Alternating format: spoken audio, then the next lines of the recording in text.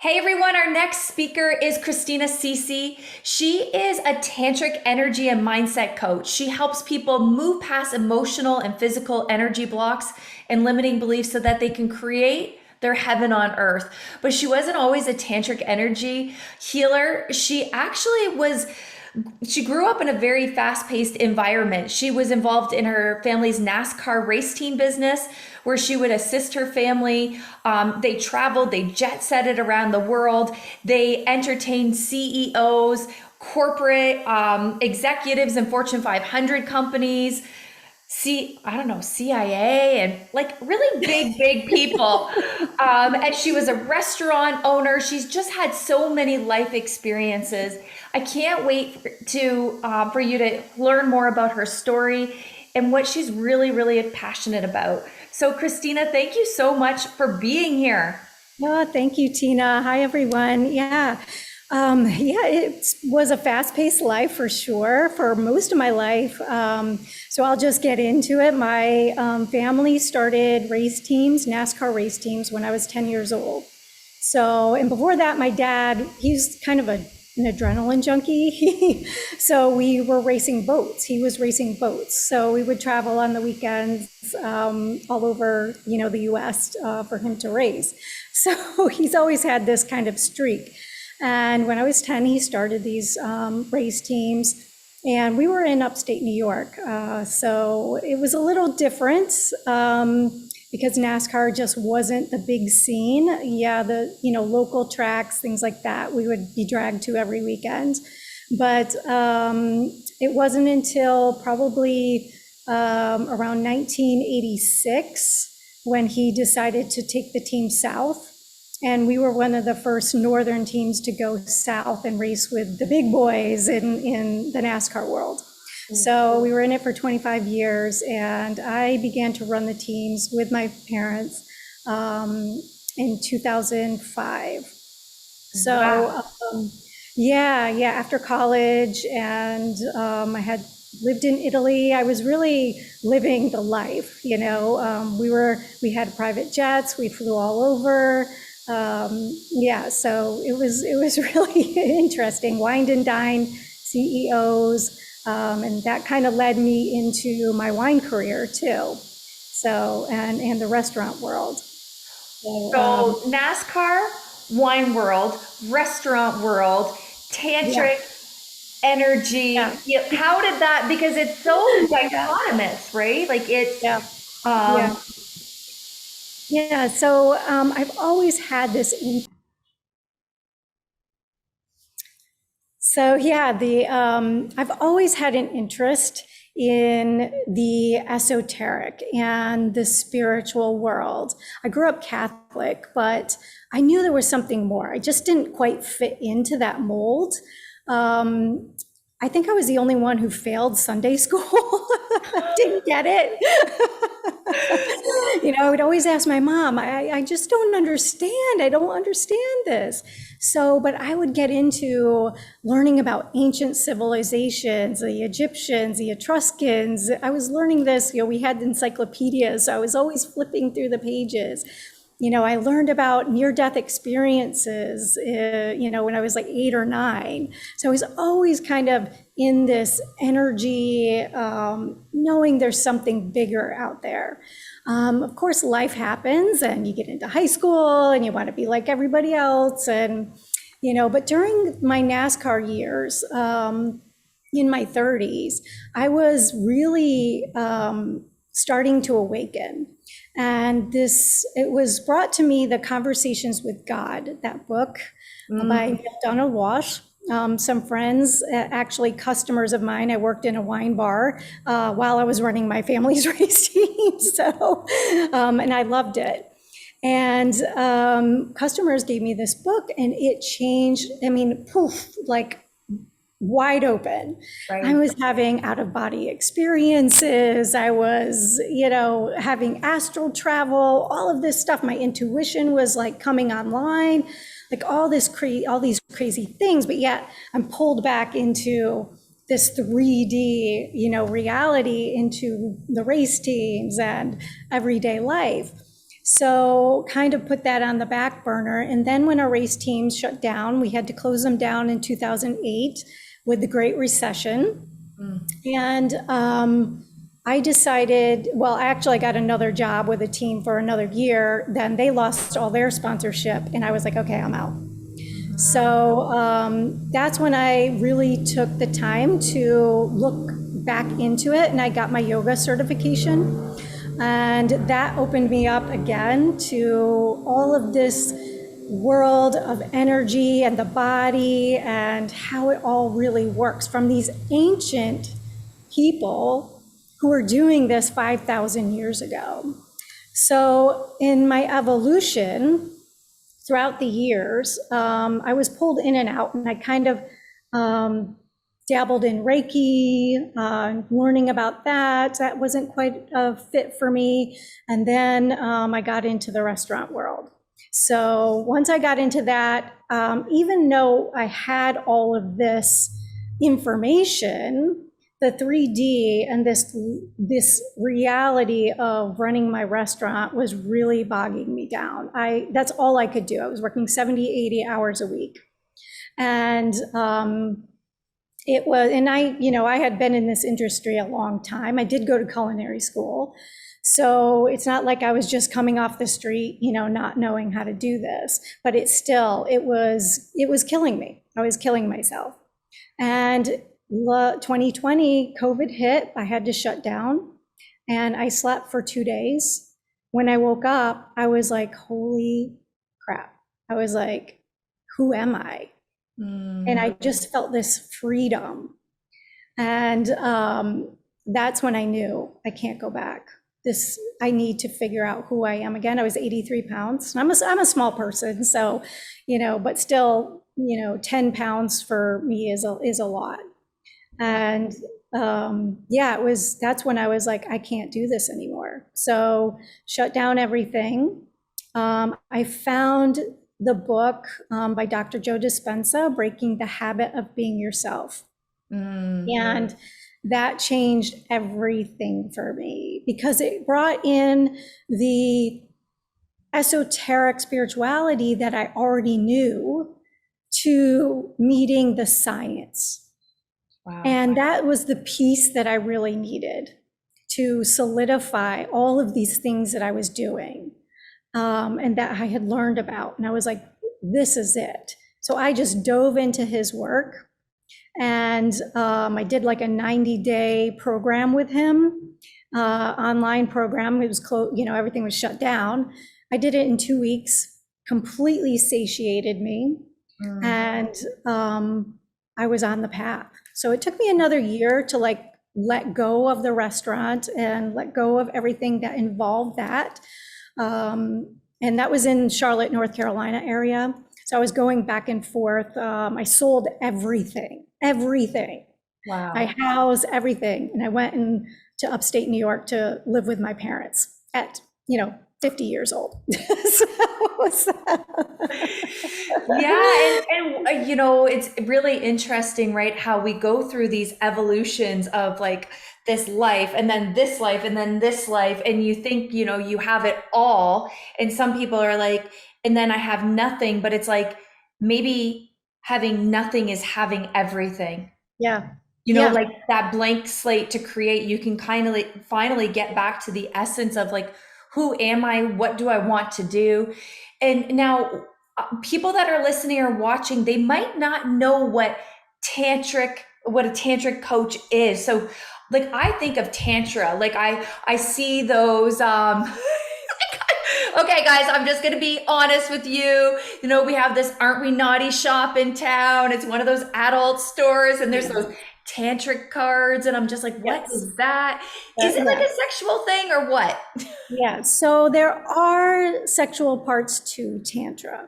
So, but yes, in this modern day society, it's kind of been twisted and taken out of context. It's a very small percentage of the tantric work is sexual.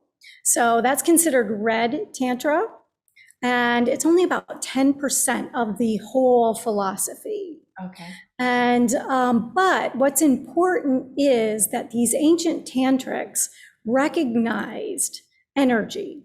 And that's what Tantra really means. Tantra really means the web or matrix. So they understood that energy is everything.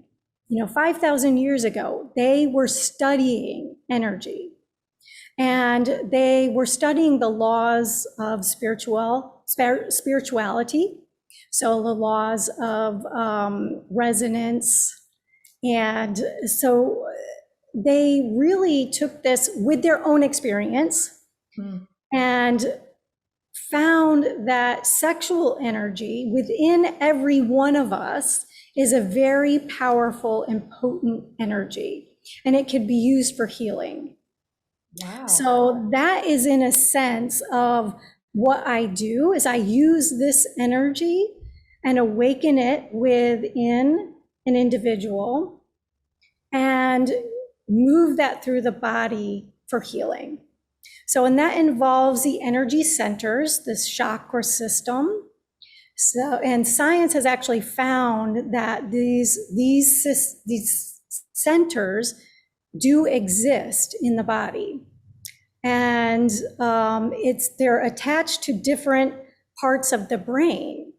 And the tantrics found this, many, many years ago, that these centers actually govern certain parts of the body. And so the root chakra, the root center, the first center is down near the anus and the genitals. So that is where this energy really resides. And it's a dense energy, a really thicker energy. And as we move up through the chakras, to the third eye and out to the crown, that becomes more refined and more of the higher frequencies. So as we go up, we can actually be in more of the mind and have access to all that is.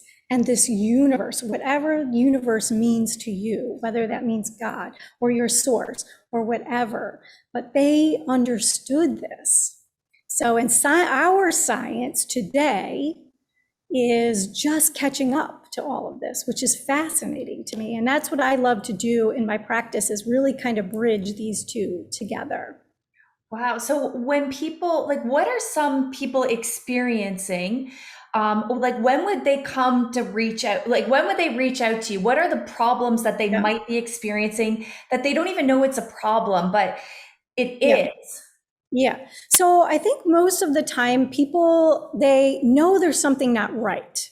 Either they're seeing patterns in their life where things aren't working out as they thought they would. For instance, relationships. Maybe they're romantic relationships. They just can't find that relationship. They're short term. Maybe, people are unavailable to them. They just can't figure out what it is. Or maybe there's a career that they've never actually been able to get to a level that they want to meet. Well, this all also has to do with the mind, right? So these ancient tantrics knew how to control the mind and harness the energy through the mind. And they used mind control. That doesn't mean that we're controlling someone else. We're controlling our own minds. And I was taught these practices as well. So everything begins with a thought. Your emotions begin with a thought. And your thoughts actually create your reality. So and a lot of modalities talk about this. Law of attraction talks about this. Different areas of the spiritual communities talk about this. But we do have these blocks that prevent us from moving forward a lot of the time, these limiting beliefs. And I know you work with this as well. So that's really what it is. It's like they don't really see what these blocks are. They can maybe feel it in their body. They feel the anxiety. They feel maybe angry, and it's stored within the body. So for the first three energy centers, those are really the centers that are of this reality of the physical body.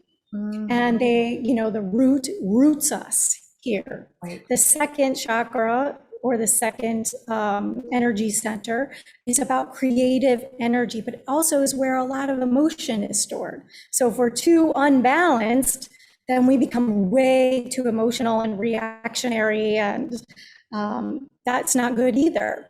So, and then the third center is really our power. It's our confidence.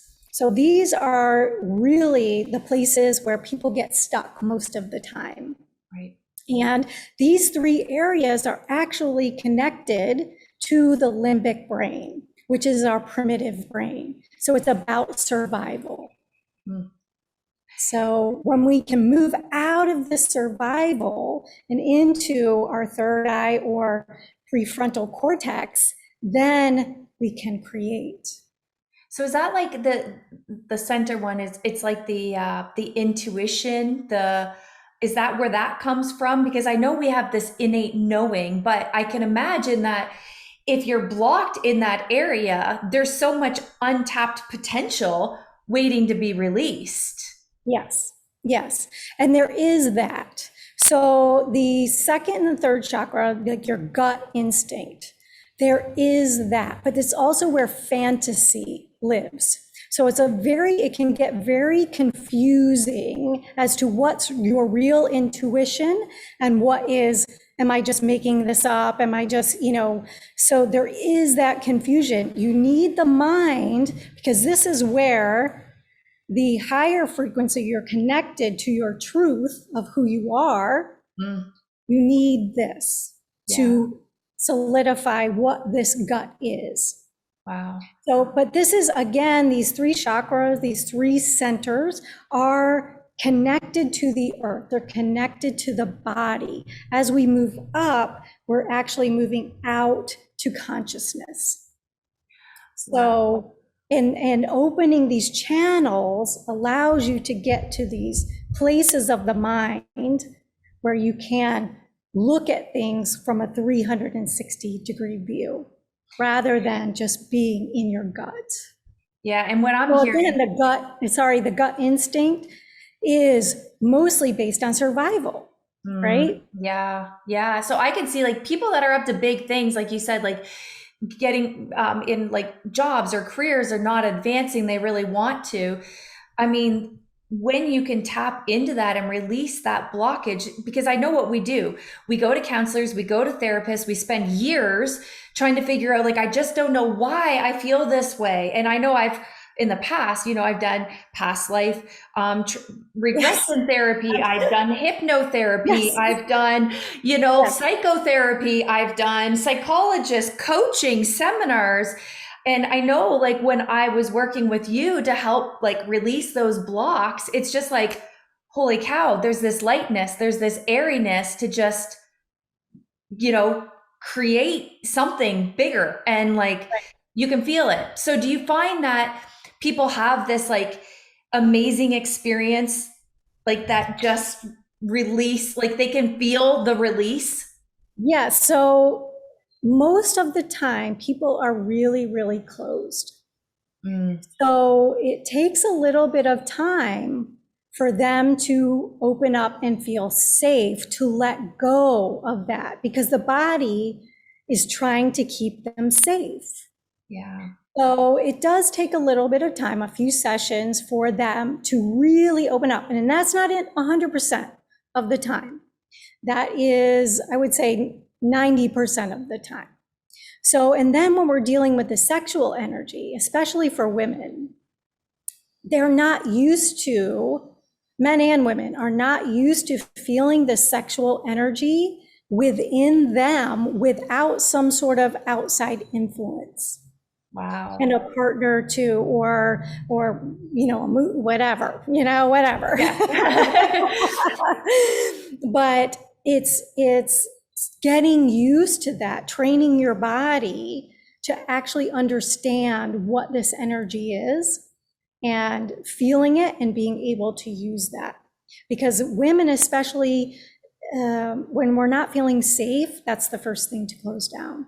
Wow. Oh my gosh. I I'm actually personally fascinated about this topic. I know I said to you before, like, it's the area that I resist, I shut down. So I'm hearing, all of this in your sharing and what you do. And, I'm sure that's one of those things that people are almost, do you feel that there might be a little bit of fear of like, whoa, what is possible if I release this energy and feel these feelings and this flow? And, do Yes. people sometimes come a little bit fearful to let go? Yes. Yes. And I've had clients that have had that happen.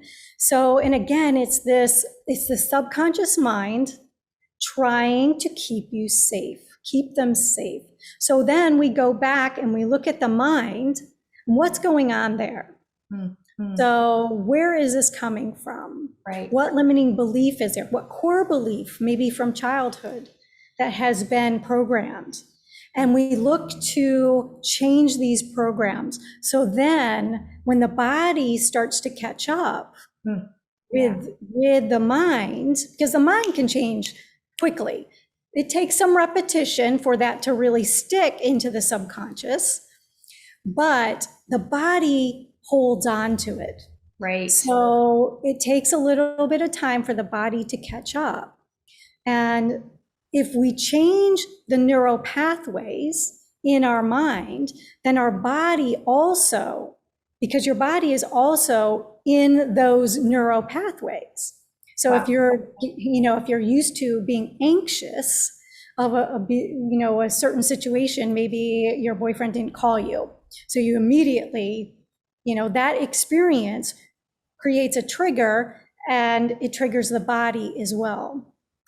Oh my So we need to change the mind so that we can change the body and move that energy out of the body. Wow. So powerful. And I'm so glad that you're bringing awareness to this issue, because I think it's something that we need to talk more about. And we're just not. So thank you so much, Christina. I know you have like this amazing freebie that you're going to give the audience. Can you just share with us what that is? Yeah. So one of the exercises that I do, so part of this old programming that we all kind of have is we create these stories about ourselves and our lives. And sometimes they're completely subconscious that we don't know what these are. So bringing those to light with the thoughts that we have on a daily basis. I mean, how many times have you, maybe you're not even aware of it, but catch yourself in a conversation with maybe a loved one, maybe your child, and you're arguing with them in your head. And you don't even know you're doing it. It's just natural to you. So it's those kinds of stories that you have of yourself, and then how you relate to that other person, your child, your spouse, your, boss. Mm-hmm. And we take that old story and we look at creating your new story. Who do you want to be? Mm-hmm. So that you can start living that life of your dreams. And, there are 4 questions like, who am I if I have this? What am I thinking if I have this desire? What would I be doing if I had this desire? And how would the world see me if I had this desire?